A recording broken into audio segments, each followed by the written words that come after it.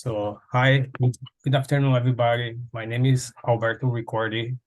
I'm a extension agent with CITAR. I'm the landscaping ornamental crops extension agent. We are very fortunate to have Michelle today from the Hawaii Ant Lab. She'll give us an online class of legal fire ant. I'll let her introduce herself, but thanks everybody for coming. And Michelle, when you introduce yourself before you start, if you wanna clarify if people how you to, if they have questions, if they put in the chat, or the class is yours now. Thank you. Oh, and I want to mention that this class was requested and it's kind of sponsored by the East Oahu Farm Bureau. So I want to thank them for hosting this class. All right. So with you, Michelle. Great, thank you. Hi, I'm Michelle Montgomery. I'm with the Hawaii Ant Lab. I am the former researcher. I've been the researcher since 2011, and I just moved into the manager position. I'm assuming everyone here is on Oahu, and so I've tailored this more to the Oahu farmers and residents. There's not going to be as much like descriptive of the actual treatment procedures, just because of the state of the situation on Oahu and the fact that there is public assistance for you guys at this moment. So without further ado, I'm going to start sharing my screen. All right, so I hope you all can see this. This is a modified version of our monthly ant management clinic that we give online. So if any of you are more interested in details and learning more about specific treatment options, how things work and treatment techniques, then you're always welcome to sign up for one of those free clinics. They're through Zoom as well, and you can log in and register on our website. All right, so what we're going to do is we're going to go through kind of almost everything, like who is the Hawaii Ant Lab? What do we do? Those kinds of things. Little Fire Ant 101. So this is like a bit of biology and behaviors, impacts, stuff like that. Surveying. So how to detect and determine whether or not you have little fire ants. Prevention, we're going to spend probably a lot more time on prevention than for treatment, because for you guys, really, you want to prevent and not get the ants in the first place. And you don't want to have to even deal with treatment if you don't have to. So who the hell are we? We are the Hawaii Ant Lab. We're actually a small lab mainly based in Hilo on the Big Island. We have one person on the Kona side, and then we have 2.5 people on Oahu, based out of Waimanalo, who work pretty much covering all of Oahu. Our mission is to protect Hawaii from new incursions of invasive ants. We do our best to try to prevent the inter-island spread of existing invasive ants in Hawaii. We work very closely with Hawaii Department of Agriculture and trying to get regulations, laws, legislation going and enforced to mitigate risks of inter-island spread. We provide a lot of consulting, free consulting to the public for effective treatment methods and tools for all different types of situations. So for residents, for farmers, nurserymen, and like pest control operator industry, all different kinds of landscaping industry, pretty much for everybody. And then we also work on eradications when and where feasible. So Big Island, it's not feasible. It's pretty much it's been out of control since the 90s over here.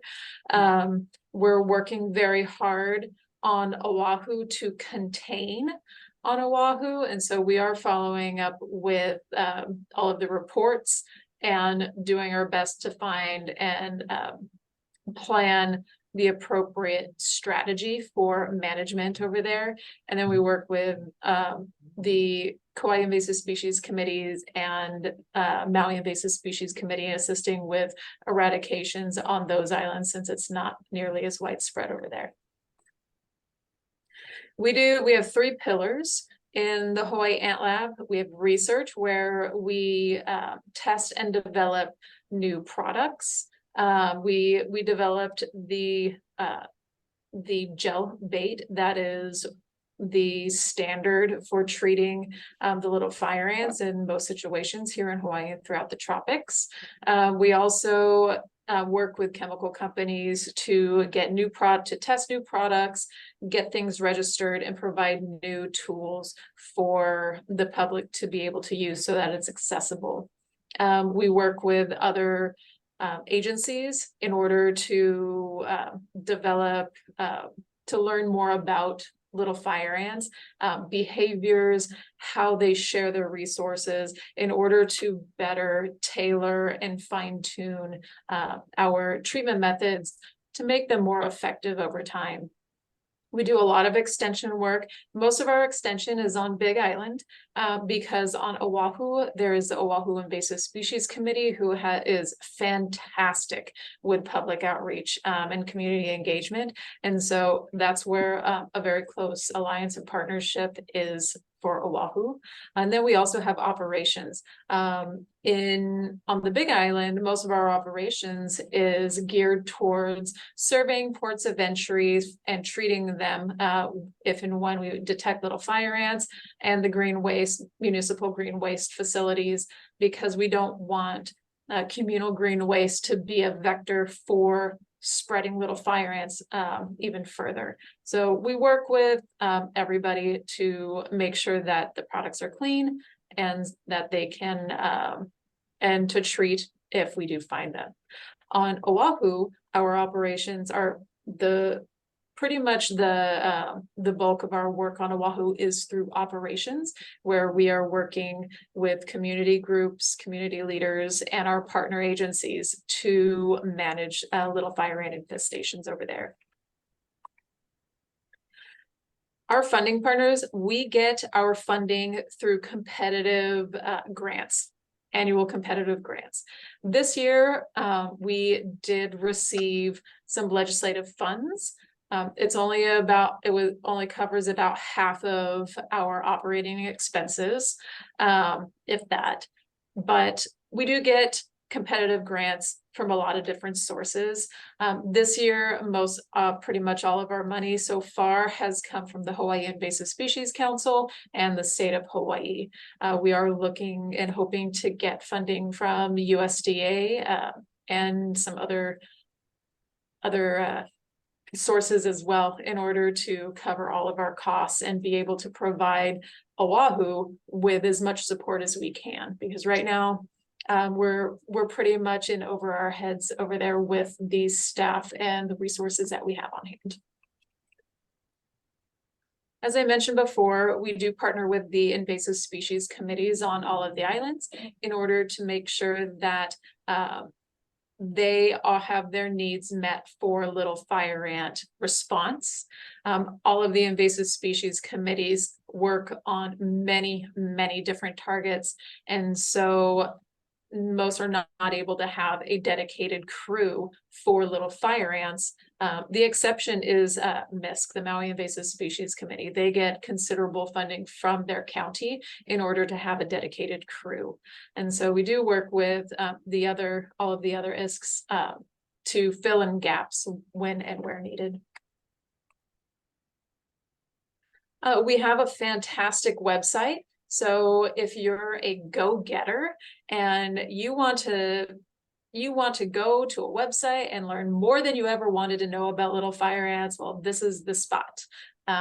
We have everything here. We have blogs about different products, techniques, hot topics, you know, when there are rumors spreading around and we need to quell those rumors, we'll throw out a blog post. If there's new development in our research, we might throw out a blog post. Testimony, if we're looking for testimony to support upcoming bills, all of those kind of things. It's going to be in our news section. We also have our resources section, which has tons of how-to videos, how-to guides, product labels for the products that we recommend using, easy kind of flow charts to choose what type of bait, or, you know, if you have little fire ants, we have these little field guides of, are these definitely not little fire ants? I don't have to worry, or is this something that I should be concerned about and send a sample in? So we have a lot of different resources for you guys available on the website. So now we're going to get into Little Fire Ant 101. This is just going to cover just some basics and give you kind of a foundation to build from. So other things might be, you can take stuff into perspective. Not all fire ants are equal. You know, there's this thing called common names that can be very confusing. So one of the most confusing things is this term fire ants. Now, you have little fire ant, you have tropical fire ant, you have imported fire ant, and there are other ant species that people generally might refer to as fire ants. This doesn't mean that they're anything alike. It has nothing to do with relationship or behavior or anything. All it means is these guys sting, and it's a very painful sting. Here in Hawaii, we have tropical fire ant. This is the species that most of you probably grew up with calling red ants. They build those little tiny small mounds, and they can be painful. They kind of swarm your legs and your feet, and they all sting at once. We do not have the red imported fire ant. Now, this species is the one that is widespread throughout Southern California, the lower half of the United States mainland. If you do a Google search for fire ants, this is going to be the one that you're going to get 99 of 100 hits are going to be for the red imported fire ant. They make big mounds. This is the species that almost every fire ant product has been developed for. And so if you read on the directions, they'll say mound treatments versus other types of treatment methods. That's because this species has a specific biology that you have to treat it a particular way. We do not have this in Hawaii yet, and we are on the lookout for this. And that's one of the reasons why we do our ports of entry surveys. The species we do have is called the little fire ant. This guy is nothing like these other ones. The little fire ant is maybe a third to a quarter of the size of any of the other ones, and completely different biology. Oops. So this is what the imported fire ants typically are. You know, you Google it, you're going to see all these mounds everywhere. They create these big blisters, and they just kind of, you disturb a mound and they're going to just swarm up your leg. It's easy to see where the nests are. You're not going to get that for little fire ants. The little fire ants, this is the most invasive ant species in Hawaii. We do have over 60 species here, and none of them are native. This one is possibly one of the worst species in the world. And it really devastates quality of life, the natural environment, and everything. They were first detected in Hawaii in 99, but they're suspected to have been introduced sometime in the early to mid 90s. So they had already been here for quite a while by the time somebody submitted that first sample and to Department of Ag, and they were like, ooh, this is something new. The little fire ants, they're tiny. They're about the size of a pinhead. Okay. And I know when we say, they're tiny, everyone thinks, oh, ants, ants are always tiny. No, these guys are very, very tiny, to the point where you don't even see them until you focus really hard. Then it's like you can see thousands. They're a reddish brown color, and they move relatively slow, and so they're not zippy like sugar ants, the yellow sugar ants that get into your sugar or your flour or your food in your pantry. You know how fast and speedy those ants are, and they just kind of move all over the place. The little fire ants move more deliberately. And so when you watch them, they're slowish, it's kind of sluggish, but they move like they have a purpose. They're not spreading out and going crazy. This is how we identify and tell the difference between little fire ants and other species. There's a series of physical features that we look for, including the length of the spines, whether or not they have them, the number of waist segments, the number of antennal segments and expanded segments that they have, which is what a club is, among other things. For the little fire ant, like all ant species, they're separated into castes. They have reproductives, which are queens and males, and then a worker caste, which are all the foragers that you see out and about. And then they have eggs and larvae, pupa, just like any other insects. What's unique about these is that the species is that they do produce many queens per nest. So each nest can have a dozen queens, and that's not uncommon. Males are produced throughout the year, whenever the colony needs them, and their purpose in life is just to mate, and then they die. They do have wings, but they really don't fly. They're not good flyers. Instead of doing the mating swarms like you might read about for other species, the little fire ants do all of their mating within the nest. And so that's good. We don't want them flying about and dispersing that way. Oops. So when it comes to little fire ants, you're going to find ants everywhere. Once they start infesting an area, they're going to be up in the trees, on the ground, everywhere. And each one of these areas, each one of these dots can be a separate nest. And each one can have a dozen queens, a few hundred workers, males, brood, all of it. What's especially concerning about this species, they're all interconnected.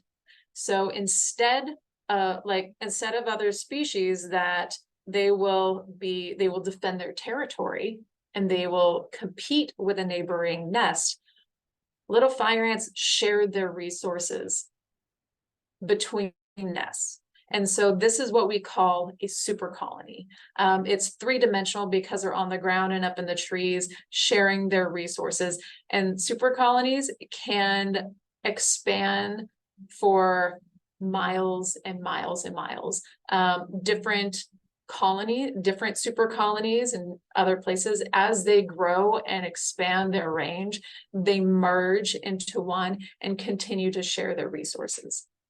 And so this is one of the things that really sets these the species apart, and it provides for their success as a dominating species that just wipes everything out. So when we're talking about the density of ants, I can tell you that there are ants in the trees, on the ground, everywhere, and all the nests are interconnected. But we're talking about extremely high population densities. So that's in the range of 20,000 workers per square meter of land, which can translate to about 22 million per average house lot. Okay, and when we're talking an average house lot, we're talking about 10,000 square foot house lot. It can be a few hundred million per acre. And if you think about that, that's a few 100 million workers is going to be about 1 million queens, all reproducing. So little fire ants is considered to be a hitchhiker species. This is because they move around by us. We move them around with infested material. They're easy to avoid detection because they're so small and nondescript. This picture here is a MacNut shell. It's not a coconut. So a single MacNut shell can have an entire colony. And I don't know how many of you have bought like MacNut mulch, but if you can imagine a full truck full of MacNut mulch and the potential for how many nests could be transported in one truckload, that's an incredible amount. Other ways that these ants can spread is through wind. If you have a windstorm, when the wind will, blow off some dead branches, in those branches are going to be nests, and they can distribute that way. Water flooding, rivers, stuff like that. If the infestation encroaches on a waterway, they do float and will float downstream and can start new infestations downstream. And so some things like the flooding and the winds, obviously that's not within our control, but moving infested material is well within our control. And so we want to try to minimize the spread by doing what we can to be aware of those pathways and not contribute to the spread as much as possible.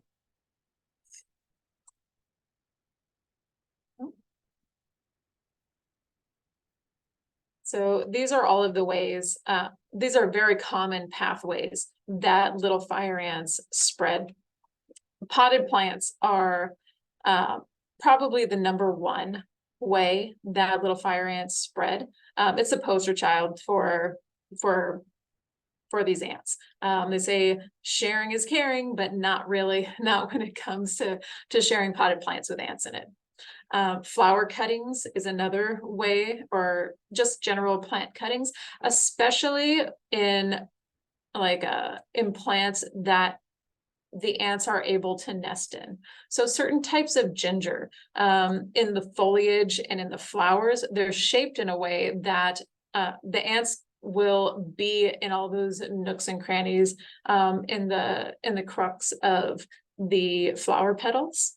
Tea plants, palm trees, all of those things, they love to nest in all the little leaf axils, and it's easy to miss them. Pineapples, that's one way that the ants are commonly spread on Big Island pineapples, like produce, like pineapples and coconuts, because they can get way down into those leaf axils, or in the case of coconuts, you get one little cut in the husk, they can burrow and they can get all the way down into the husk and make it very difficult for you to, one, see them, and two, treat for them if you were trying to treat and kill them off.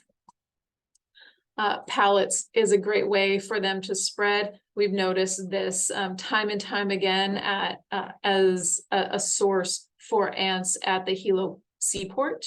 The seaport gets treated and monitored on a regular basis. And so we know it's fine, but where they store their pallets for shipping is in a place that is not necessarily treated. And so there's this secondary transfer that can get moved over.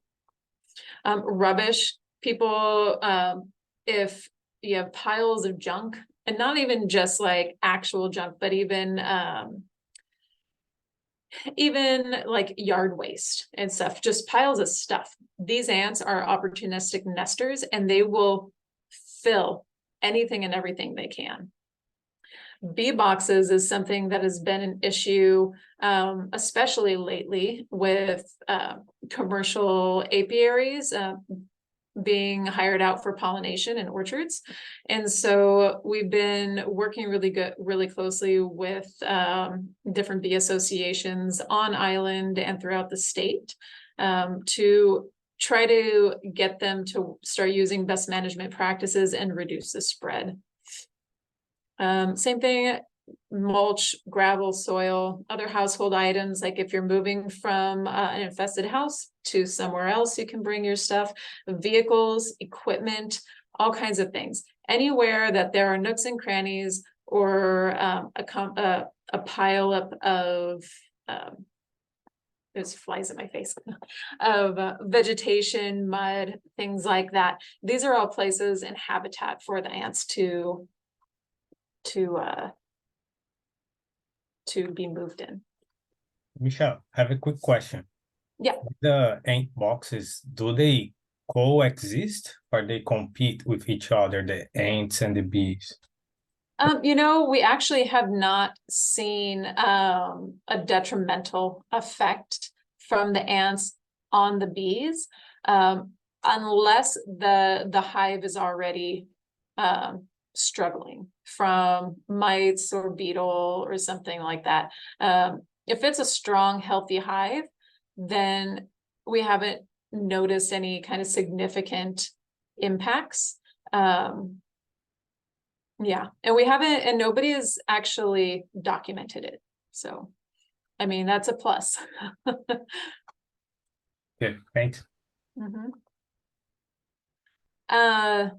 So these ants, what do? Well, they're pests of people. They sting us. It's very common for people to get stung in like the collar region or around the wrist. The reason for this is because the ants, they're not like the other fire ants where they would swarm up from the ground onto your legs and all bite you at the same time. These ants will rain from the trees and they'll get on you and they'll eventually make their way into your clothes. And that's when they get trapped and they're in a compromised situation. They freak out and they start to sting. So it's mostly common for people to get stung around the collar, their waistline, in the bras, in your pants, places like that where they just kind of wander around and then get trapped. They sting our animals, our pets in the eyes. This is very, very common on the Big Island, where you see even young animals that look like they have cataracts because their eyes are completely clouded over. They tend scale insects and mealybugs and other plant pests that vector plant disease. And this is probably one of the most important things for the ag industry is they don't necessarily do direct damage to your plants, but they do increase, they contribute to increase of plant disease in areas that have these ants because they're increasing the number of scale and mealybugs and plant pests that vector those diseases. For example, on Big Island, we have banana bunchy top. In areas that are fully infested with little fire ants, you have a much higher rate of banana bunchy top than you do in fields and areas where active control is going on. Oh, and here's an example of the ants on coffee with mealybug. Yeah, so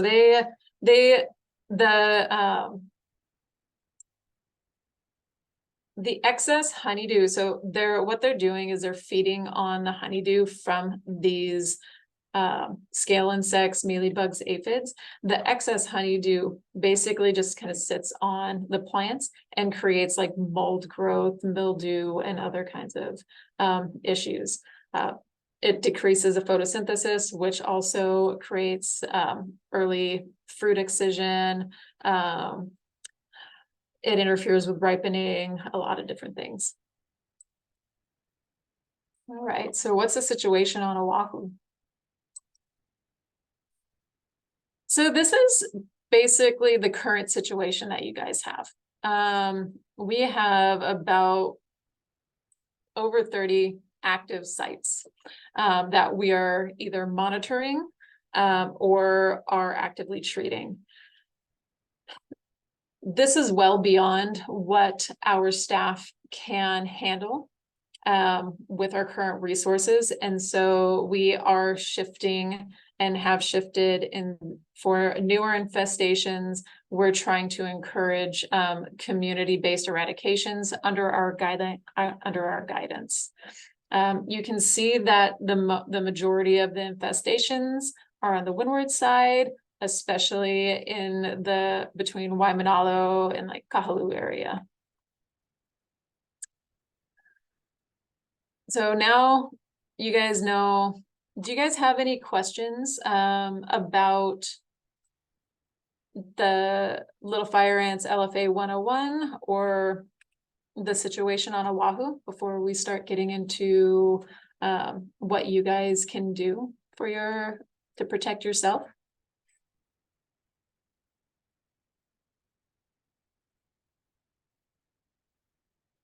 No? All right. Prevention. An ounce of prevention is better than a cure. There's no comparison. You don't want to have to deal with these guys if you don't have to.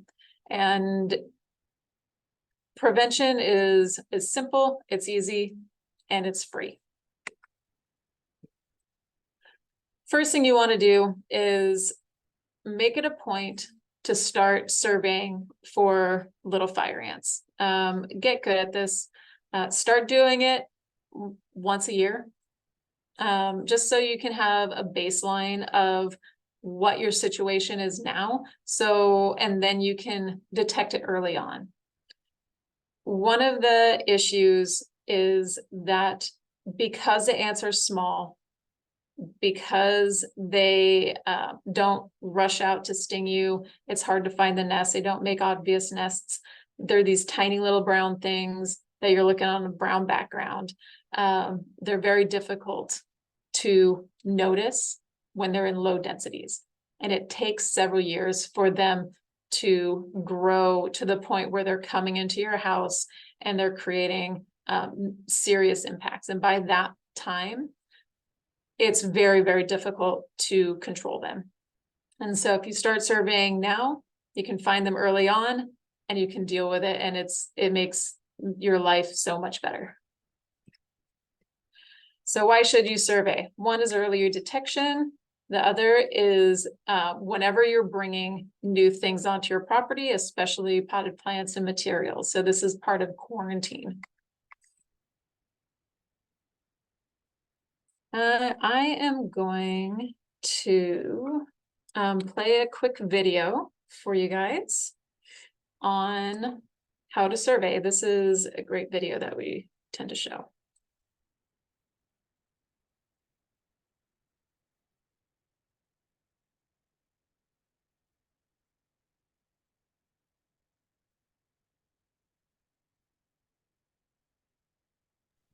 There is no audio.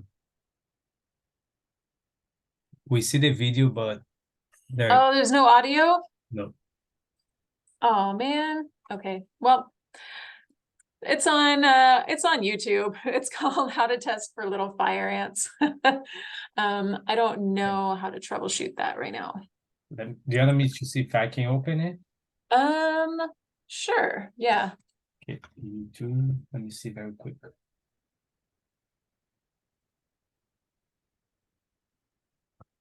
How to test for little fire.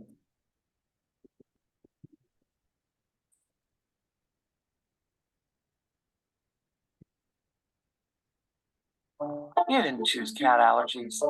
You didn't choose your hairline. Hot Something on flashes, my- the flu. Hello, my name is Domingo Carvalho. Let I me, did hear it. Do you wanna share? let me try to share screen.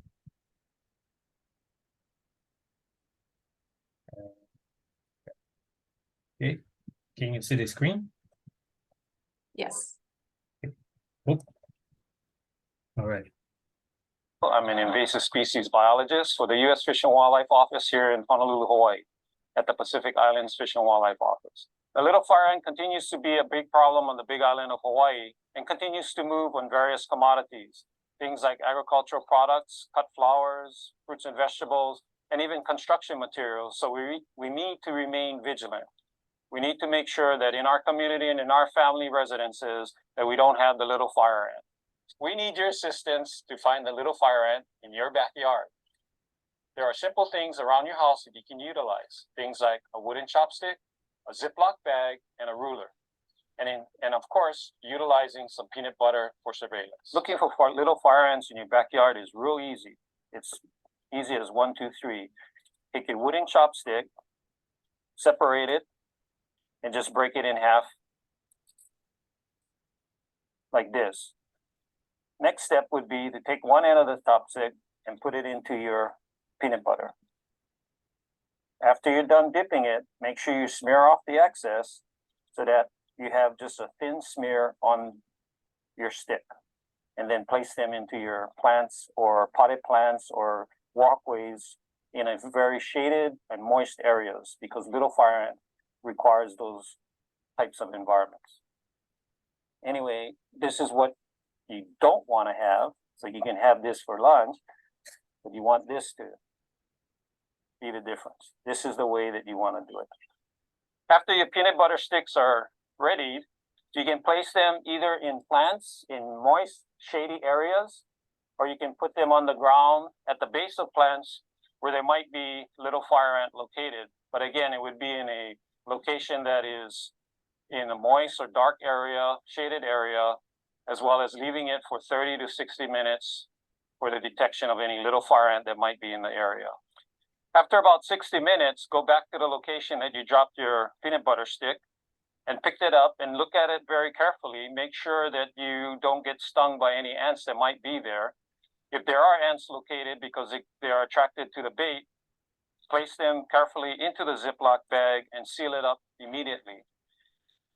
Place the bag into a freezer and leave it there for at least 24 hours to kill any ants that might be in there, and mail it in to the address listed. Do your part to protect your community and your family. By all means, do the surveys for little fire ant. Do it annually or when you have new plant material that come onto your property, whether it be a potted plants or new planting material. Do your part to protect your island from the little fire ant. If you have further questions or you need any additional information, please contact your local Department of Agriculture office on your island or your local invasive species committee. Thank you. So you think you know Wix? Do you really? All right, thank you. Yeah, that's a nice video. One of the tips that I like to share is you can use chopsticks. You can also use wooden coffee stirrers. You can get like a box of 500 for like $7. That's really handy to just have have with you. Spray paint them, fluorescent pink or orange, so you can find your sticks again, because you don't know how many times we go out and do surveys and we can't find our sticks, because looking for a little brown stick on the ground is much more difficult than you might think at the time. So Day-Glo paint is always very helpful. When you're doing your survey, I mentioned doing, putting them in shady, moist areas, but also work your property like a grid. You want it to be even throughout your property. Don't use your personal bias to say, oh, I'm going to go put sticks here, I'm going to go put sticks here, and not in between. Make it systematic. It'll be much easier for you to find your sticks, and it will actually give you a good comprehensive survey of your whole property, because sometimes they're not going to be in the place that you most expect. It's okay to put them in the grass, in the middle of the grass, not only on your perimeter. If you're putting them on the grass, try to get the peanut butter end under the blades of grass and into the moist soil area, because there's always still plenty of moisture under the leaves. Yeah, so our spacing, what we normally do is we normally put them out in a grid about 10 meters apart. So for an average person, that's about 1 to 1.5 steps. After about half an hour, or half an hour to an hour, you're going to collect them, and then you're going to check them to see if you have uniform orangey brown ants, or if you have something else. If you have large properties, definitely feel free to divide it up into manageable segments. Don't overwhelm yourself. I don't know how many of you are farmers, but when you start getting into like the 5, 10, 15, 20 acre parcels, that can be overwhelming. Don't feel like you have to do it all at once, but at some point you do want to even survey your entire farm, just to make sure and to get a baseline for where you're at is on the invasion front. When you're done, you're going to submit, after you've frozen the ants, submit them for identification to our office in Waimanalo. We do have some lookalikes that can be very difficult to tell, and so send in any suspects. If you think it's something suspicious, if you're unsure, just send them in. Even if they're black ants and you're just like, I don't know, send it in anyways. We'll be able to tell you what it is and help you out with what you need.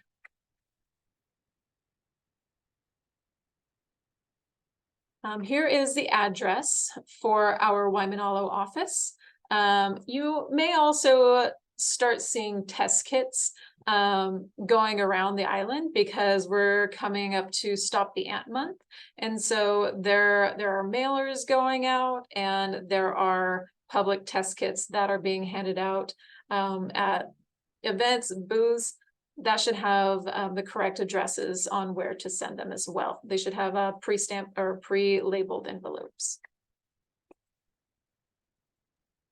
Michelle. All right. Yes. So when we submit the sample, do we always get a report, or like it is for ant or not? How does that work? Normally we do. Normally we call back and we let you know whether or not they were little fire ants. If you're curious to know what species it is, then you're probably going to have to indicate that on your sample.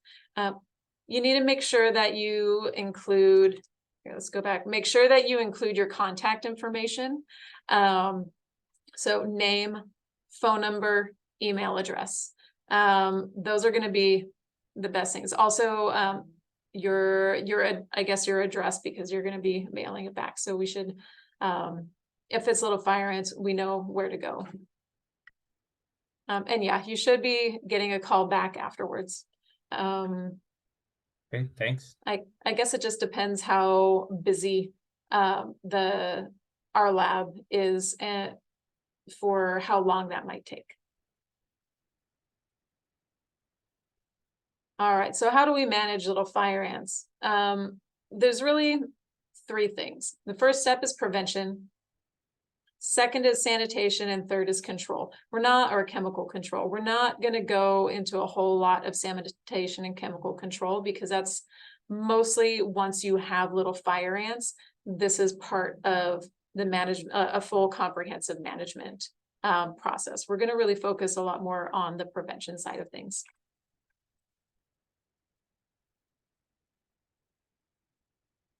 All right, so prevention. Before you do anything, you want to make sure you're aware of what you're bringing onto your property.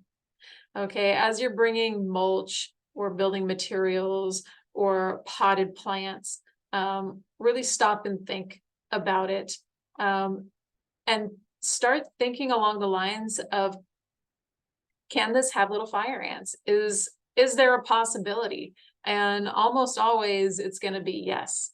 I mean, if you have like smooth fruit like mango, for example, you're probably going to be able to tell pretty easy if there's little fire ants. But if you have a rack of bananas that you got from a neighbor, ants can be between these racks easily, and you could easily miss them. Whenever you're bringing stuff onto your property, you want to make it a habit to set up a quarantine area, like a holding area, to put everything. It's the same place you put everything each time you introduce stuff onto your property. And this is one place that you can monitor incoming materials, and you can treat it accordingly if you find little fire ants in there. Monitoring, you're doing the same thing as you would doing a property survey. It's the peanut butter sticks, but you're just going to have maybe a higher density within your quarantine holding area, and around the materials you're bringing in.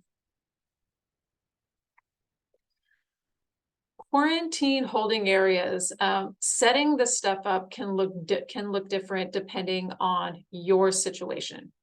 So as a farmer, this aerial shot is of a farm actually down the road from my house. And this imagery was from a few years ago, when they were just planting this area over here. And I remember that very clearly. Whenever you're setting up a quarantine area, you want to make sure that you have easy access, so you can drive right up, you can put it down, you're not carrying it all over the place. And it's away from habitat.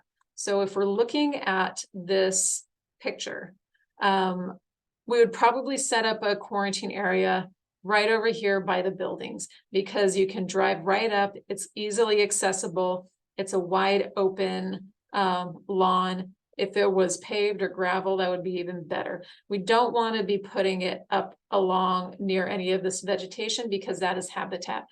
Any ants that are in materials that you could bring could easily move from your materials into the habitat, and begin your infestation. So you want it to be very clear all the way around your quarantine area. You want to try, depending on what you're doing, if you're bringing a lot of material in onto your property and doing a lot of things, I guess, bringing new planting stock, mulch, gravel or equipment, all of that stuff, then you're going to want to prophylactically treat this with a residual barrier. So this is a residual chemical like, say, Talstar or Bifen, something like that, so that anything that may be hitchhiking on those materials or equipment, if they fall off, they're going to die because they're going to contact that residual barrier and you're going to contain it. They're not going to be able to spread outward.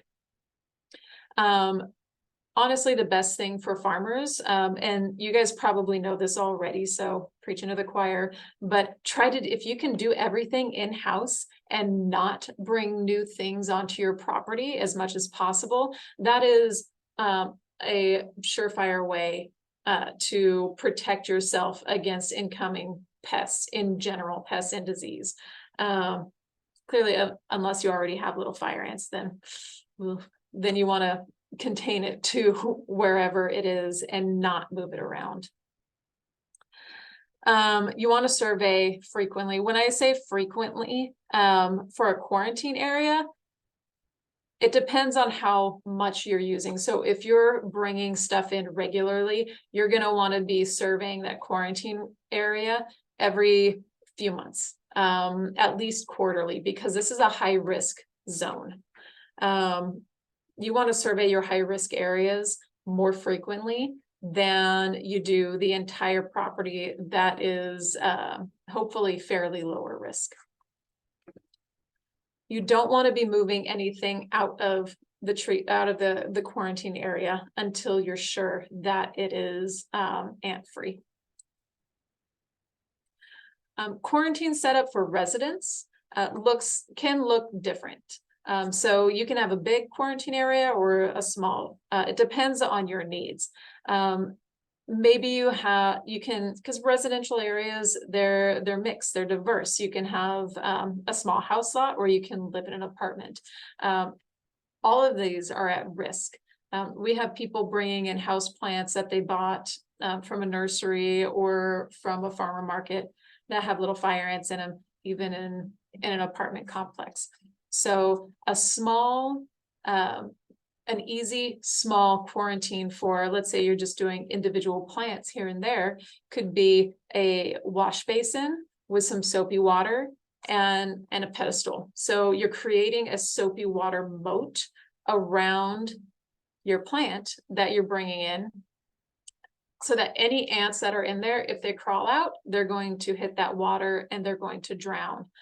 This isn't a treatment. This is just like a quarantine. So you can test and you can check that plant before setting it on your counter or your nightstand or wherever you want to put it. For larger quarantine areas, even residential zones, it pretty much mimics that of farms, just on a smaller scale. So instead of having a very large area for truckloads of material, you might have a smaller 10 by 10, 5 by 5 area in your driveway that you put incoming items. And when I say incoming items, I'm also including used equipment, like used mowers. If you go to Craigslist and you buy used yard equipment, know that stuff can have ants and pests in it. So putting all of that stuff into a quarantine holding area, at least for a few days, to check to make sure that there's no ants in there with your peanut butter surveys, that's going to be your best friend. So what if you find little fire ants? If you find little fire ants in your quarantine area, you want to treat it with either a ant bait or a barrier treatment, depending on what it is. For example, the baits you probably want to use first, because they'll feed on the bait, they will take the active ingredient back and they will share it with the rest of the colony. This is great for potted plants, even for piles of mulch and materials. You can also use the barrier treatment to treat things like the mulch or gravel, or even potentially even equipment if it's on the label. Now, if you find little fire ants while doing your property survey, you're going to want to contact the ant lab on Oahu as soon as possible so that we can follow up with you and start surveying neighbors and the general area, a larger neighborhood, and starting a follow-up management plan. I'm just going to kind of dip your toes into what little fire ant control entails, but we're not going to necessarily get into the nitty-gritty for this. Basically, it comes down, the most commonly used products are going to be the residual barriers, like Ortho Home Defense or Talstar, versus ant baits, like Amdro or Siesta, Max Force Complete. Barrier treatments are intended to either exclude ants from, say, a building or a structure, or to contain them within a quarantine holding area so they don't escape outward. All right. The ant baits is what we use to actually control the ants on an area-wide, for area-wide treatment projects, and on a landscape scale. All of this stuff takes time and money and expertise. You need to really know how and why these things work and how to apply baits effectively, based on the site specifics, whether you have vegetation, whether you have food crops, whether it's mostly open, just grass or gravel or concrete even. All of these takes different techniques to get the best bang for your buck. Okay, so contact us. It's better for us to come and assist with this right now than for you guys to go and just rally on your own. Right now, we do have and offer public assistance through the Hawaii Ant Lab and community partners. So we are building community, like a community champion type of program. The Key Project is actually a really good, and they have come in charging and really wanting to help lead community eradications. We are also looking for similar groups or people in your communities and other places that say the Key Project doesn't cover. And we're going to be trying to identify this to get a base for people to be able to take charge under our direction for any new infestations that do pop up. We will be providing product training for everybody and working hand in hand with the communities to ensure success of these management and control programs. And with that, I'll open to any questions if there's anything specific. I know I didn't cover every little thing, so if there is something that you guys really wanted to know more about, now's the time. I have a question. For a grower or like a nursery that has acres and acres and they are not able to do in-house survey, are there any contractors or businesses that can be hired to do the survey? Not that I know of on Oahu. Yeah. Even on Big Island, there really isn't anyone that you can contract, but that because our efforts on the Big Island are more for extension, we do help more on that end. For Oahu, not necessarily, because our guys are tied up doing actual operations and management stuff right now. So the best thing to do is just try to piecemeal it little by little, taking small manageable chunks at a time. And it goes a lot faster than you think. Especially once you get used to it. I'm able to survey 25 acres of orchard in a day or less. Okay. Thank you. There was a Mhm. question from the audience. Does Raid products kill legal fire ants? Yes and no. So Raid is a contact insecticide, so it's only going to kill what you spray at the time. It's not going to get taken back to the nest. It's not going to actually impact the colony. What you see foraging around is only about 10% of the colony. So it's kind of like putting a Band-Aid on a bullet wound. You're not gonna have any impact on there. And so for ants in general, baits, if it's not little fire ants, and you're trying to control them in your house, bait stations work pretty well.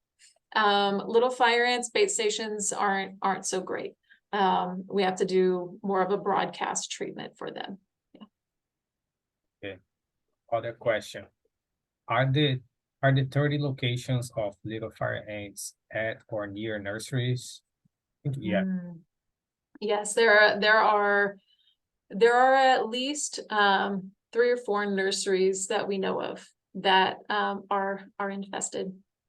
Some of them are in Waimanalo, and one of them is more of a private nursery, but we know they distribute plants, and that's up in the Laie area. all right, so kind of leads to the next question. How do you deal with neighboring properties that are infested with little fire ants? If your neighbor has little fire ants, there's a good chance you do also. And so you're going to want to, participate with any of the programs that we're actively working on in your area, be part of it. If by chance you're lucky and you don't have little fire ants, the best thing you can do is just monitor your borders and protect your borders. Normally, barrier treatments aren't very effective for property boundaries. They're great for around the house and around the foundation of a house, but when it comes to property boundaries, you have to have very good coverage, like perfect coverage, because the ants have to contact that barrier, the chemical, in order for it to be effective. If you have a lot of foliage, or if there are trees overhanging or other kind of bushes overhanging that barrier, then they just have a bridge to go over. And they can completely avoid contacting that the chemical barrier.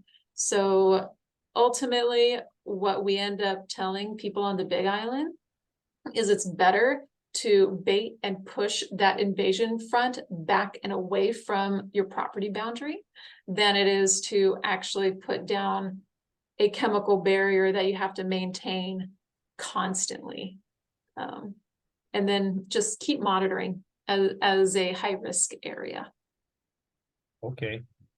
Okay. Where can we purchase? Okay, before I go to the next question, I want to expand on this previous question. Let's say if a neighbor doesn't want to collaborate or nobody lives on the property, so there's no access to the property. How can you approach the situation? Like, is there a tool like a government? We're working on that. That is an issue, because there are people that have denied us access, like to our face. And then there's also, like you say, absentee property owners that are on the mainland and they don't know. They might see something in the mail and think it's junk flyer or something.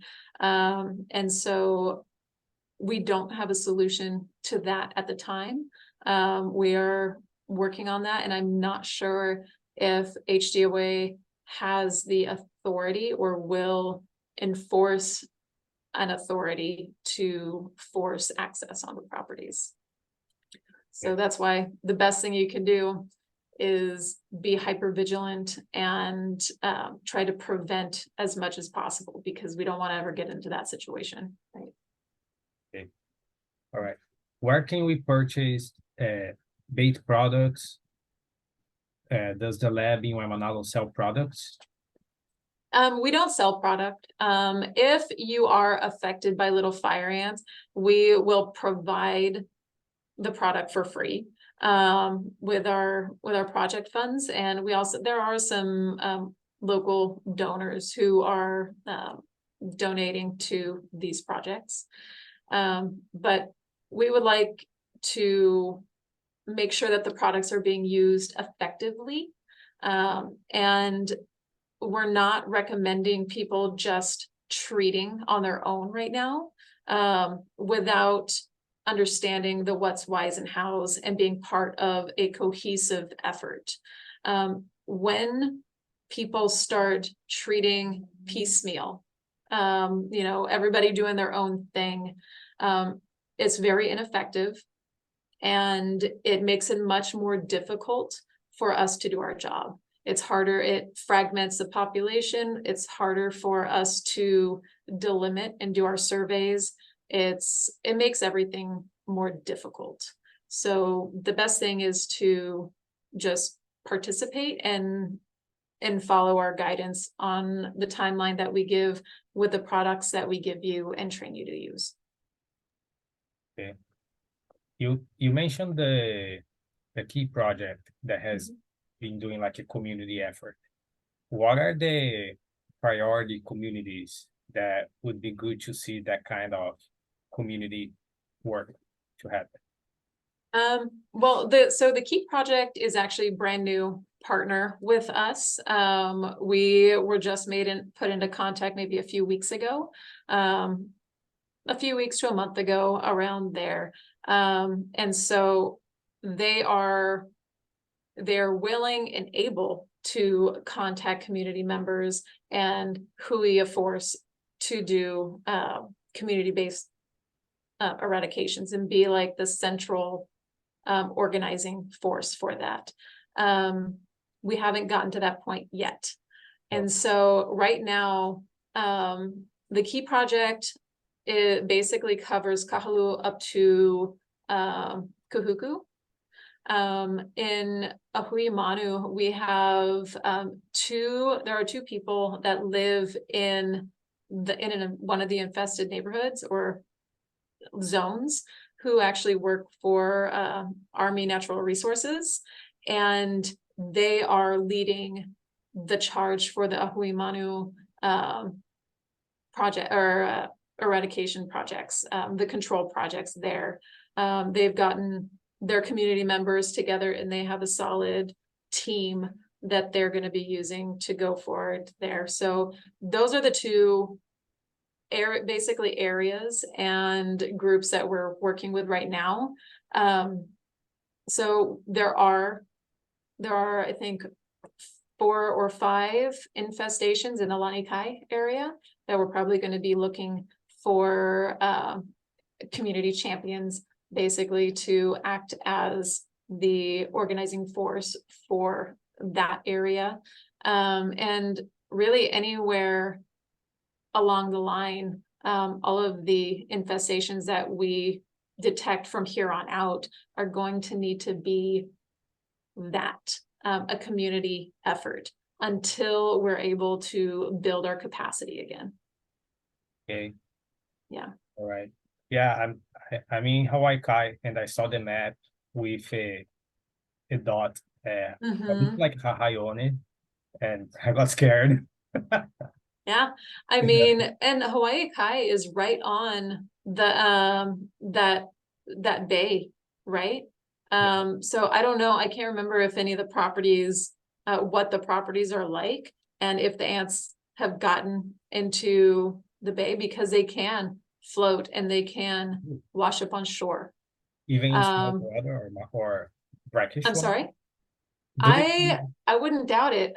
We have found infestations on the break wall at the seaport below the breaking area. So, I mean, they can.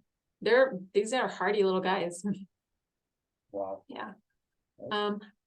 One of the good news for, that map is, it's hard to look at. I know. There's a lot of red dots on there. Some of those dots, I'd say maybe a third, a quarter to a third are actually in the monitoring stage. So they've gone through a full treatment cycle. And it's to the point where we're not able to detect ants. And so we're going back regularly, several times a year to monitor. And once we don't find ants for, 3 to 4 years, it has to be 3 to 4 years of clean surveys, we mark that as eradicated. But that's why it takes a long time for it to go into that eradicated green. Do you have a map of eradicated? There's only been, I think, 5 on Oahu, that 5 areas, infestations that have been eradicated. And I don't have that on the Okay, yeah, you. at hand. Yeah. I'd have to search our databases for it. Okay. Does anybody else have any, here, more questions, so I have to scroll down.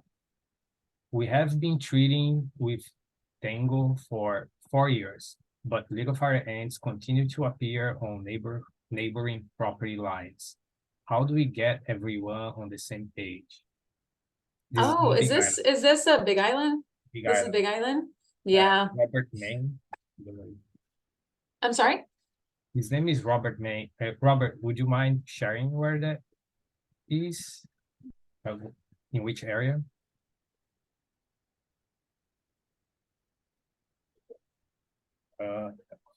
Holualoa.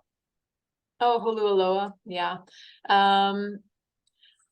Unfortunately, you can't force people to do anything. And that's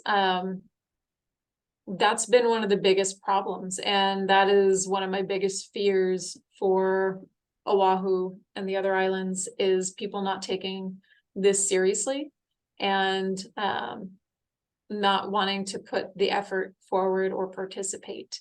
For Big Island, the best you can do is just protect your borders by pushing the invasion front away from your property. I'm not sure how much property you have in the Holualoa area, if you're the larger ag parcels. Yeah, I'm not sure if you're working with some of the, the larger ag parcels, the 5+ acre parcels, or if you have some of the smaller ones. But yeah, just trying to push the invasion front, or keep it within, so many feet of your property boundaries, and not letting it infest your whole property. That's going to be the best you can do. Robert put in the chat here, there is 3 acres. Yeah. Okay. All right, next question. Is there any active monitoring by the Oahu manufacturers of compost? If we buy a bag of compost, do we place in a quarantine area and monitor? That's an excellent question. So Hawaii Earth Products manufactures the compost. I believe they manufacture the compost on Oahu, and they are in charge of the green waste facilities on the Big Island as well. We've worked with them for years since they took over that contract, to get all of this infested green waste coming from the community from all over the island, to take infested material and process it so there's clean material going out. And so if it's Hawaii Earth Product, they're doing a good job. And if you're buying bags of compost that are sealed, that don't have punctures in them, then that would probably be pretty low risk. It's not no risk, but it's probably low risk. And on Oahu, because it's not as widespread as it is on the Big Island, getting compost, like processed product, is better than going to the local communal green waste and getting stuff from there.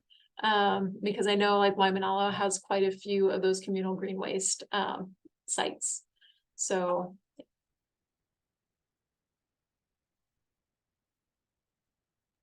Thanks. Are there any other questions? You are welcome to just unmute yourself and ask a question. You don't have to necessarily type it.